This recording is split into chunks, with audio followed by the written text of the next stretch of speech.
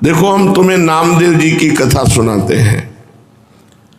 जन्मांतर में नामदेव जी ने बहुत भजन किया था पूर्व में, तो बाल्यावस्था से भगवान के नाम में और रूप में बड़ी आसक्ति थी नामदेव जी की, स्वाभाविक। नामदेव जी का नाम पर अटल विश्वास था। बाल्यकाल से ही सर्वदा वो विठ्ठल विठ्ठल विठ्ठल, जय राम कृष्ण हरि, जय राम कृष्ण हरि, ऐसा जपते रहते थे नामदेव जी। उनकी जिह्वा निरंतर राम कृष्ण हरि विठ्ठला विठ्ठला विठ्ठला। बाल्यावस्था में उनके सरल विश्वास और व्याकुलता पूर्वक आवाहन से ठाकुर जी मूर्ति में नहीं टिक पाए, साक्षात प्रकट हो गए। एक बार ये अपने नाना जी के पास रहते थे। इनका प्रादुर्भाव भी किसी पुरुष से नहीं हुआ, माता का गर्भ रहा और आप प्रकट हो गए। पूर्व जन्म के कोई बहुत बड़े भजनानंदी महापुरुष थे। इनकी माता जी बाल्यकाल में अपने पिता से अर्थात नामदेव जी के नाना से पूछा कि मेरा पति कौन है, तो उन्होंने ठाकुर जी को बताया, ठाकुर जी आपके पति है। तो बाल्यावस्था से उन्होंने दृढ़ निश्चय करके वैसे ही व्यवहार जैसे एक नवकिशोर पुरुष से किया जाता है, वैसे ही ठाकुर जी पर दृष्टि रखना, और वो दृष्टि माधुर्य भाव से रखना, श्रृंगार भाव से, कांता भाव, प्रभु मेरे पति हैं। जब ये नवयुवती हुई तब इन्होंने प्रभु से कहा कि मेरी मांग है कि मेरे संतान हो अब आपसे, जब आप हमारे पति हो तो आप हमारे संतान प्रदान करें। तो अनंत ब्रह्मांड जिनके संकल्प से प्रकट हुए, उन्हीं भगवान के संकल्प से नामदेव जी महाराज गर्भ में आ गए। अब जब गर्भ बढ़ने लगा तो आपस में लोगों की चर्चा हो गई कि देखो, सयानी लड़की का ब्याह ना हो करने से यही दुर्गति होती है। ये चर्चा नामदेव जी के नाना के कान में पड़ी। अभी नामदेव जी गर्भ में ही थे। उन्होंने बेटी को बुलाया और कहा, ऐसा तो हम कभी नहीं सोच सकते थे कि हम इतने महाभागवत ठाकुर जी की सेवा परायण, बच्चापन से तुम्हें धर्म की शिक्षा दी, तुम गर्भ कैसे धारण कर लिए, कौन है तुम्हारा पति? तो उनका, पिताजी आप नाराज मत होइए, जिनको आपने पति बनाया कि ये तुम्हारे पति हैं, उनके सिवा आज तक मैंने किसी को देखा नहीं, किसी को छुआ नहीं। ये गर्भ मैं भगवान को साक्षी करके कहती हूँ कि भगवान का ही है, इन्हीं का दिया हुआ है। बड़े प्रसन्न हुए, बोले अब मुझे किसी की परवाह नहीं कि कौन क्या करता है। तब नामदेव जी प्रकट हुए, बचपन से ही विठ्ठला विठ्ठला विठ्ठला। अब नामदेव जी जैसे जैसे होश में आने लगे तो नाना जी को सेवा करते देखते ठाकुर जी की, श्याम सुंदर की, उनके भी मन में आता। छोटे बच्चे थे, नाना जी मैं भोग लगाऊं, नाना जी मैं ठाकुर जी को स्नान कराऊं। तो उन्होंने कहा, जब हम किसी कार्य से बाहर जाएंगे तब तुम्हें सेवा दे देंगे, अभी तुम बहुत छोटे हो। थोड़ी देर में फिर आते, नाना जी देखो मैं बड़ा हो गया। बोले एक दिन में थोड़ी बड़ा हो जाता है, अभी थोड़ा और समय लगे। दूसरे दिन फिर, अब नाना जी बड़ा हो गया। बोले ठीक है, तुम सेवा के लायक बड़े हो गए हो, लेकिन जब हम जाएंगे कहीं तब। तीसरे दिन, नाना जी आप कब जा रहे हैं, कहीं तो जाइए आप। तो उनको ठाकुर सेवा के निमित्त से कुछ सामान लाने के लिए जाना था। तो कहा देखो बच्चापन मत करना, हमारे ठाकुर जी भूखे ना रह जाएं, उनको दूध पिलाओ, भोग सामग्री। बहुत प्यार से ठाकुर सेवा की जाती है। अरे भोग रख दिया, पर्दा लगा दिया, ऐसे नहीं हमारे यहाँ किया जाता। पर्दा भी लगा दिया तो पर्दा के अंदर आप बैठो, एक हाथ में पंखा हो और एक हाथ से ऐसे पवाते जा रहे हो। लाड़िले हैं, राजकुमार हैं, हमारे प्राण प्यारे हैं, अपने यहाँ ऐसे ही भोग लगाते हैं राधा पी जी को। एक लोग बैठो, पद सुनाओ, दूसरा पवाओ, उनको ऐसे गान बजान के से दुलार करके पाओ। कोई भूखे थोड़ी है, तुम्हारे भाव के भूखे। 45 मिनट भोग लगता है कम से कम, ऐसे पवाया जाता है। अब नाना जी गए, बहुत नाच पड़े कि आज मुझे ठाकुर सेवा मिली है। नामदेव जी ने जैसे नाना जी भोग पधराते थे पधराया, और इसके बाद वो पर्दा लगा के अंदर हो जाते थे, वो तो देख नहीं पाते थे, तो पर्दा लगा के आप अंदर हुए। अब भोग सामग्री में जैसे जल फेरा के जल रखना, भोग लगाना, नाना जी ने कहा भूखे न रह जाएं, अगर ये भूखे रह गए और नाना जी से बता दिया तो कभी सेवा नहीं मिलेगी। नामदेव जी ने कहा ठाकुर जी पालो। वहां तो ठाकुर जी पा ही नहीं रहे, वो भाव से भोग लगाते थे। हम लोग सबसे बड़ी पीड़ा ये थी कि नाना जी को ठाकुर जी कह देंगे कि मैं भूखा हूं और भोग नहीं पाया तो हमें सेवा नहीं मिलेगी। नामदेव जी ने बार बार प्रार्थना की, जब नहीं पाए तो नामदेव जी ने कहा कि देखो अगर नहीं पाओगे छुरी ली, कहा अपना गला काट देंगे, आपको पाना पड़ेगा, नहीं हमारी सेवा छूट जाएगी। अब वो सीधे एकदम सरल बच्चा बिल्कुल सच्चाई में उतर आए, वो भगवान प्रकट हो गए। कहा पाओ, बोले हम रोज वैसे ही पाते थे जैसे तुम पर्दा लगा दिया, हम ऐसे भाव से पा लेते थे, तुम तो जबरदस्ती कर। बोले नहीं, पूरी थाल का पाओ।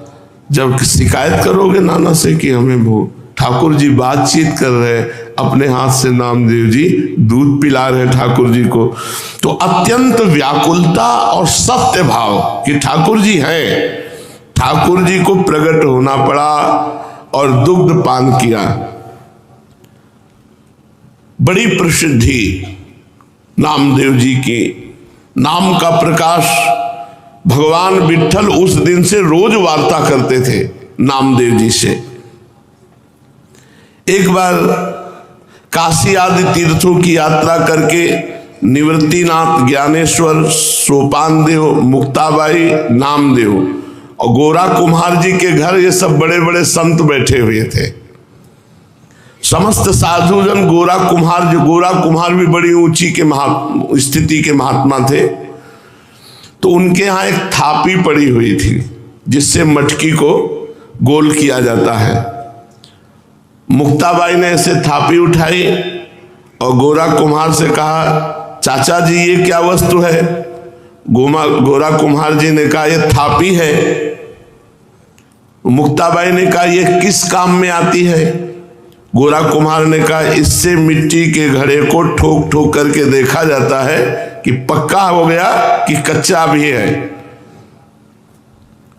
मुक्ताबाई ने कहा अच्छा, इससे देख करके पता चलता है पीट करके कि घड़ा पक्का है या कच्चा? तो मैं देखूं घड़ा पक्का है कि कच्चा? तो उनका देख लो। उन्होंने समझा घड़े की बात। उन्होंने ज्ञानदेव, सोपानदेव, एकनाथ जी, बड़े बड़े भक्त जो बैठे थे सब कैसे थापी मारी, कोई नहीं बोला। जब नामदेव जी के थापी मारी तो उन्होंने कहा ये क्या है, ये क्या खिलवाड़ कर रहे हो, सर पे थापी मार। बोले चाचा ये घड़ा कच्चा है। ये बोल पड़ा ये घड़ा कच्चा है। तो सब संत हंस दिए, गोरा कुम्हार जी भी हंस दिए और कहा अच्छी बात है, कच्चे है नामदेव। गोरा कुम्हार ने जब कहा कि हाँ कच्चा, तो नामदेव जी को बड़ा सकुच लगा, एक अपमान जैसा प्रतीत हुआ और वे क्रुद्ध हो गए। उन्होंने कहा दोबारा थापी हमारे माथे पे मत मार देना। और सब लोगों ने हमें कच्चा क्यों कहा? यह अन्यायपूर्ण क्रिया साधु होकर के ऐसा थोड़ी किया जाता है, नामदेव जी ने कहा। गोरा कुमार और अन्य साधुओं के मस्तक पर जब थापी थप थप करके लगी तो किसी ने नहीं बोला, लेकिन नामदेव जी को गुस्सा आ गया और नामदेव जी ने ऐसा बोला। गोरा कुम्हार जी ने कहा यह कच्चा घड़ा पक्का है, मतलब इसमें संशय नहीं है, नामदेव जी कच्चे साधु हैं। अब उनको और सब संतों के बीच में ऐसा जब कहा तो हृदय में बड़ा चुभा। नामदेव बुरा मत मानना, तुम भक्त अवश्य हो, इसमें कोई संशय नहीं, पर अभी तुम्हारे अभिमान को कोई चोट नहीं पहुंचाया, अभी तुम्हारा अभिमान सुरक्षित है, इसलिए तुम कच्चे साधु हो।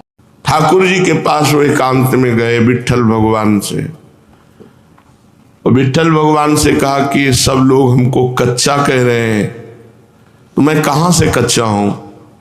कह रहे तुम्हारे अंदर अभिमान है, हमने वहाँ सभा में पूछा कि तुम कैसे कह सकते हो मैं कच्चा हूँ? तो हमें जब भगवान साक्षात हमसे बात करते हैं तो कच्चा कैसे? तो उन्होंने कहा तुम निगूढ़ा हो, तुमने अभी तक गुरु नहीं बनाया इसलिए तुम कच्चे हो। तो मैं आपसे ये पूछ रहा हूँ कि गुरु का कार्य क्या होता है? आपसे मिला देना हो। आप रोज हमसे बात करते हो तो हमें गुरु की क्या आवश्यकता है? नामदेव जी ने कहा। नामदेव जी अत्यंत दुखी पंढरपुर भगवान श्री विट्ठल जी से ऐसी जब प्रार्थना की तो विट्ठल भगवान ने कहा कि जो संतों ने निर्णय किया वो सच्चा निर्णय किया है, तुम अभी कच्चे हो। अब तो और जलन पैदा हो गई। अभी तक तो संत कह रहे थे, भगवंत भी कह रहे हैं, तो प्रभु बताओ मैं पक्का कब होऊंगा? क्योंकि मैंने आपके सिवा किसी को कुछ नहीं माना, आप ही सब कुछ हमारे हो। देखो, जब तक तुम गुरु को स्वीकार नहीं करोगे तब तक तुम चाहे हमारे गले लगो, हमसे बात करो, हमारे संग खेलो, तो भी तुम कच्चे ही रहोगे। हम तुम्हारे साथ सदैव रहते हैं, किंतु इस पर भी तुम्हें किसी मनुष्य देहधारी पुरुष को गुरु रूप स्वीकार करके उसके सम्मुख साष्टांग दंडवत होकर उसकी शिक्षा ग्रहण किए बिना तुम पक्के साधु नहीं हो सकते। क्योंकि तुम्हारा अहंकार ज्यों कहते सुरक्षित है। जब गुरुदेव के चरणों में साष्टांग लौटोगे और उनके वचन सुनोगे तब तुम्हारा अहंकार नष्ट होगा। अतएव तुम गुरु का वर्ण करो। तो नामदेव जी ने कहा कि प्रभु मैं कहाँ गुरु खोजूं, किसको गुरु बनाऊं? तो कहा जाओ, सामने जंगल है, उसमें एक भगवान शंकर का मंदिर है, उसमें एक विशोबा खेचर नाम के महापुरुष पड़े हुए हैं, उनको गुरु रूप में वर्ण कर लो। वहां गए, बड़ी विचित्र दशा देखी। वो बड़े अवधूत कोटि के महापुरुष भगवान शंकर के पिंड पर जो चिन्ह है शिवलिंग, उस पे तो पैर रखे हुए हैं और डेहरी पे सर रखे हुए आराम से सो रहे हैं।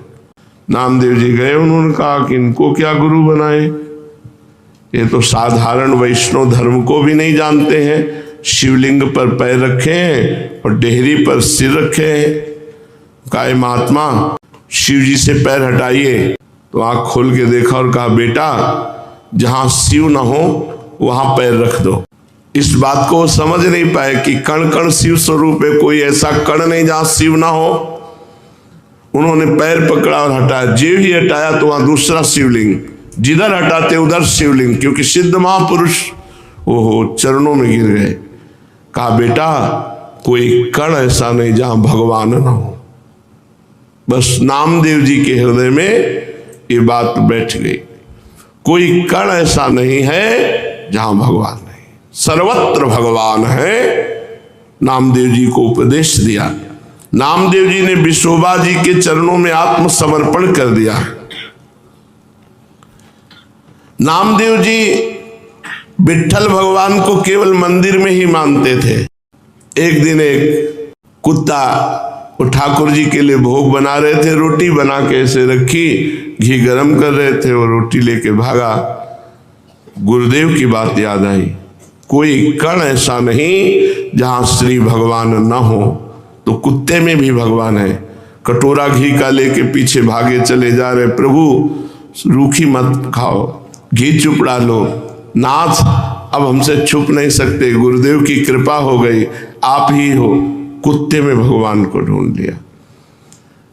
भगवान विट्ठल भगवान कुत्ते से प्रकट हो गए और कहा देखा गुरु कृपा देखी, मैं ही मुक्ताबाई के हृदय में बैठकर तुम्हारे थाप मार रहा था, तो तुमने मुक्ताबाई में मुझे न देखकर मंदिर में आके शिकायत की, और आज गुरु कृपा हो गई तो कुत्ते में तुमने मेरे को पा लिया, कुत्ते में मेरा साक्षात्कार कर लिया।